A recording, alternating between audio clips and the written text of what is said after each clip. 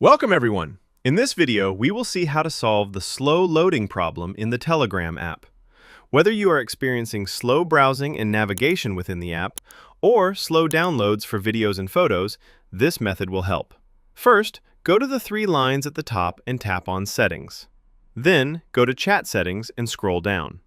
You will find the Animations section here. This controls the animations. Tap on it. At the top, you will see a slider. It is for power saving. If you move it, you'll see that it disables various options. This is the battery or power saving mode, which speeds up the app. If you adjust it to the high setting, it turns off all the visual options, but if you move it back, the options turn on. Of course, you can also manually turn these off one by one.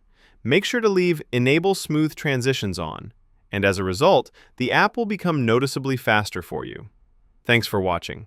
If this video helped you, don't forget to like, subscribe, and leave a comment below. See you in the next one.